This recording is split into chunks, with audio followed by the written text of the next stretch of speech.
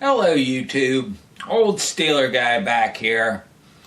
It looks like the Steelers assigned Patrick Peterson, but they've lost Cameron Sutton. That's kind of a lateral move. They get a guy who's a little bit older, more experienced, and probably save some money on the cap. I don't know how all that cap stuff works. But I know that the Steelers GM, Omar Khan, is well known for being a cap genius, so hopefully that'll work out well for them. I wouldn't be surprised to see him sign another D-back and get one in the draft, because in this day and age on defense, you want a lot of good cornerbacks for your defense, because it's a passing game. Along those lines, I've mentioned before in my blog, I don't know, probably nobody reads my blog, at least that's what the analytics say, but I mentioned signing Bradbury and having a 452 defense. I've been, for years now, I've been working on a Stratomatic type football game, and I'll put this up to kind of explain that. Okay, that should be up there on the screen. Yeah, this defense is basically a modern version of the old two-deep zone that the Steelers were so dominant with in the mid-'70s before they changed the rules to outlaw it.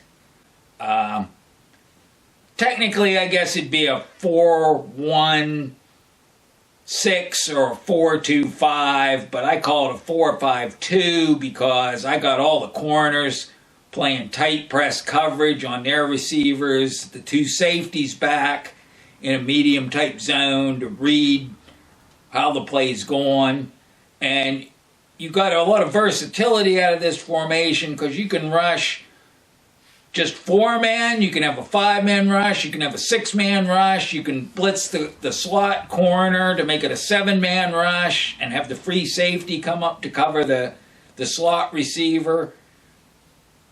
Like I said, it's just something I've been developing for a Stratomatic type football game. I've been developing for the last 20 odd years.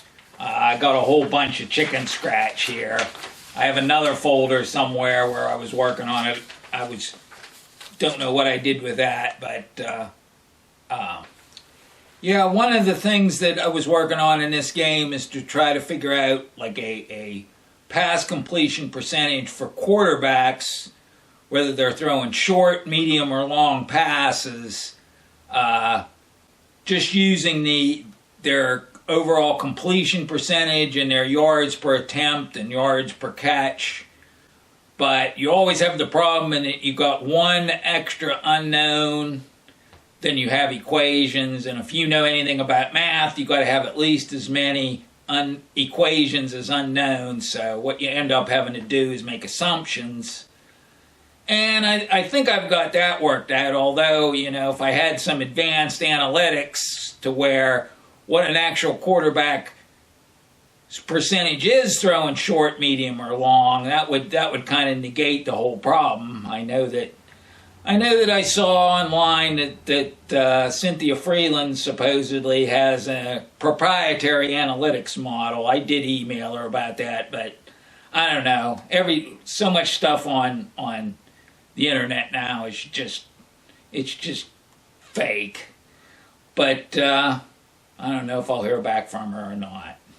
Anyway, that's it for today. Well, I guess we'll get to see if might finally hear what Aaron Rodgers' decision is. I know Rich Eisen's been going nuts for the last week, hoping that the Jets are going to get Aaron Rodgers. I don't think it's going to happen. I don't see why Aaron Rodgers would want to go to the Jets at this point, but, you know, that's his business. If he wants to make more money because he spent it all on booze and broads, then okay, whatever.